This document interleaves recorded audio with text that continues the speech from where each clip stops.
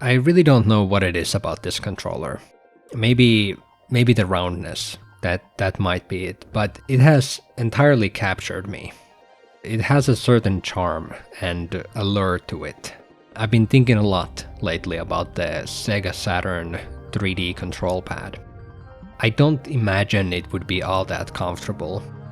Although, who knows? Maybe this is what controllers have been lacking this whole time. Maybe a fucking circle is just the optimal shape for the human hands. Who knows? Entirely possible, really. Either way, I really want one. I really want one. The only problem is that if I were to get one of these, I would also need to get a Sega Saturn. I've never had a Sega console, and I'm not really sure whether I want to change that. But if I were to get one, it would most certainly be the Saturn. The Dreamcast is fascinating in its own right, but the Saturn is the one that I've always had my eye on. Mostly when I hear people talk of the Saturn, it's in the context of it being a commercial failure. But unlike other commercial failures, the Sega Saturn really wasn't one in Japan. Outside of Japan, yeah, it was a complete fuck up. But in Japan, it did okay. And it has a lot of games. That's what most matters. I'm not under any kind of grand delusion of thinking that I would be able to find some hidden gems in the Sega Saturn library. This list of games has been shifted through many times by people way more autistic than I am, way before I was ever born. Grandia, I have heard of before.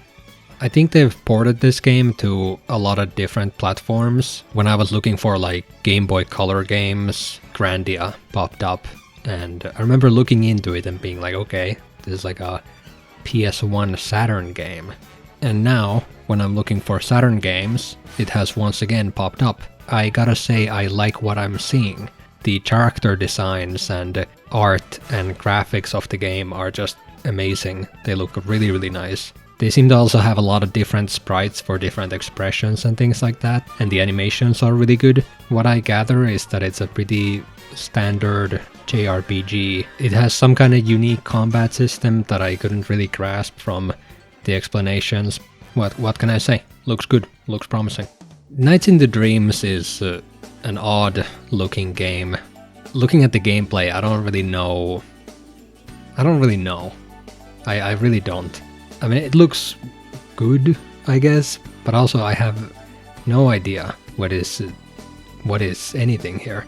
Apparently, it's a pretty iconic Saturn game, and what I gather from the fact that there's like a tie-in with the 3D control pad, this game was sort of made to show off the 3D capabilities of the Saturn. The image I have of this game is that it's kind of like a Super Mario 64 of the Saturn, where if you get a Saturn, then you kind of gotta get Nights in the Dreams. I don't know, I'm just not particularly into Sonic. I don't really like the guy. I don't really appreciate the guy, honestly. Not really a fan of him. And this is made by the same people, and you can tell with the designs. You can tell. I don't think that's a huge issue though. It's just what I'm trying to say here is that this game doesn't necessarily speak to me, or if it does speak, I can't really understand what it's saying. But if I'm getting a Saturn, then yeah, I should probably get this game. It seems like a pretty iconic Saturn game. Christmas, I like it. I am Santa's #1 warrior, and there's apparently a Christmas Nights, which I don't know if it's a sequel or like a remix. Also, it has like an insane box art. I mean, the normal Nights in the Dreams also had like a pretty crazy box art, but Christmas Nights? Wow. I mean, that's a box art right there. Whatever that is, I like it a lot, honestly. Maybe those Sonic theme guys aren't that bad. Maybe they actually know what they're... I don't know. But yeah, I like Christmas.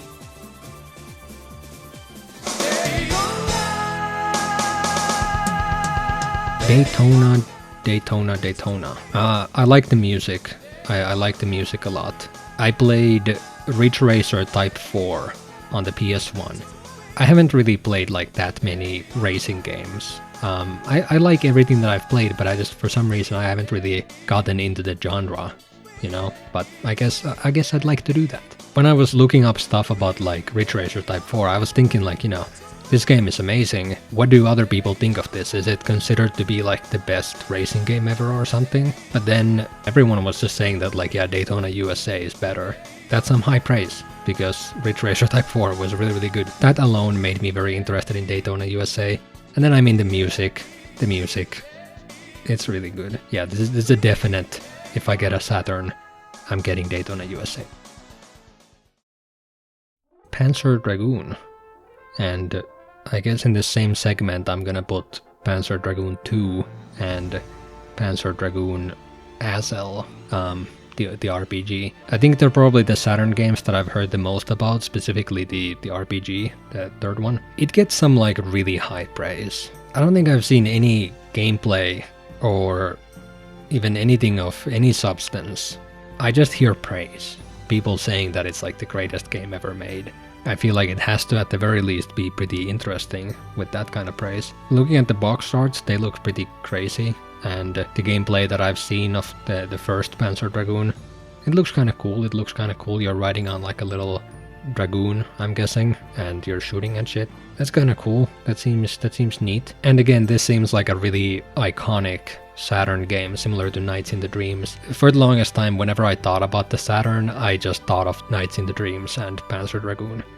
I feel like these two are like the Super Mario 64 and Ocarina of Time of the Saturn. That's probably really wrong. People are probably not gonna like me saying that. That's the impression I've gotten. If I were to get a Saturn, again, I would probably have to get Panzer Dragoon. At the very least, like the first one to try it out. I have no clue if they're like connected via story. I think I'd, you know, like to play the first one. From what I've understood, the first two are like just rail shooters, and then the third one is, like the name suggests, it's an actual RPG. That seems really cool. That seems awesome. The box art, yeah, it's cool. It's really nice.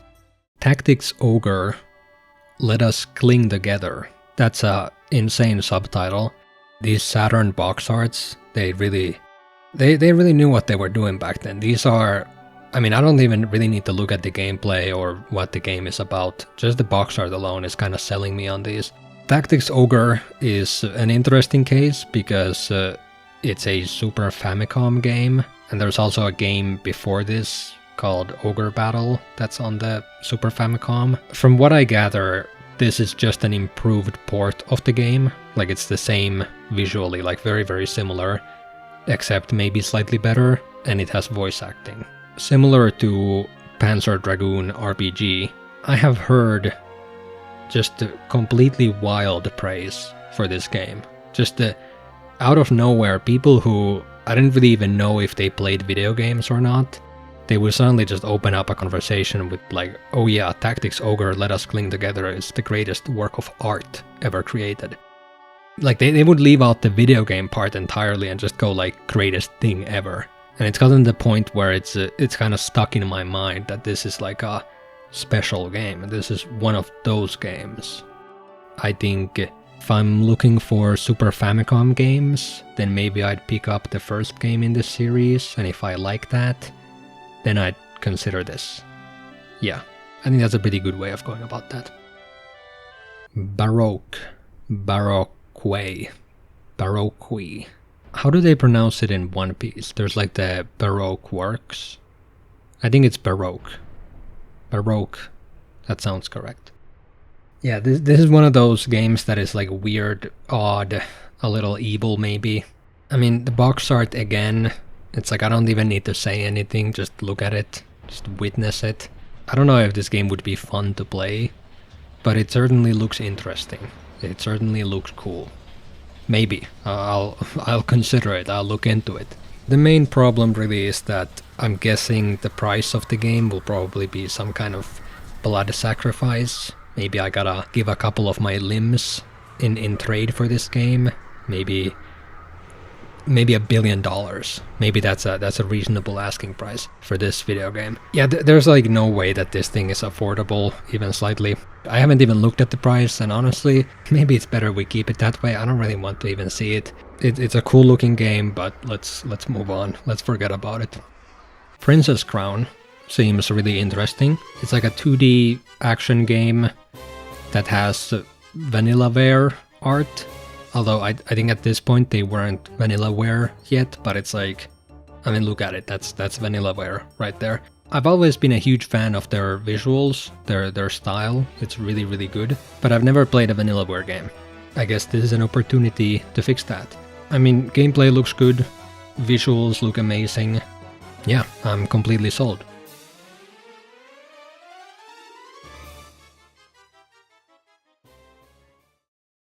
If I were to get a Sega Saturn, which I'm not gonna get a Sega Saturn right now, I'm just doing window shopping, I'm kind of looking around, you know, feeling out the whole thing, seeing if there's anything to this whole idea to begin with. I would probably have two realistic ways of going about that. One would be through eBay, and the other one would be some kind of Yahoo auctions proxy shipping type thing. I've done that once before with my PS2 and it went pretty well. There's not a huge difference between them, so it just comes down to which one has the stuff I want to get available. The Saturn also has a couple different colors. I don't really know which one I would like to get. I don't really care. I think they all look nice enough. They all look pretty good. And there's like different versions of the Saturn which have some like small differences between them. Yeah, I'd have to do research on all that. I would have to get a RGB cable for it to display it on my CRT. That shouldn't be too expensive. They're pretty easily available seemingly. I would probably have to get a new power cable, I assume, because a Japanese console. I'm in Europe. If I got like 1 or 2 games, maybe 3, realistically I'd probably be looking at like 150 to 200 in that range for the price. I mean, not cheap. It's not a cheap option. You could also alternatively, if you don't have this flavor of whatever mental disorder, you could just emulate them for free. But, you know, my power level is a little higher than that. Right now I have a lot of games that I'm playing. PS1 games on my PS2, stuff on the Super Famicom. I'm playing Link's Awakening on the Game Boy. I would not get a Sega Saturn right now. Yeah, no chance. But I think once I'm done with some of the current games that I'm playing, especially on the PS2 and the Super Famicom, once I run out of games on those platforms, I'll probably consider getting some new stuff.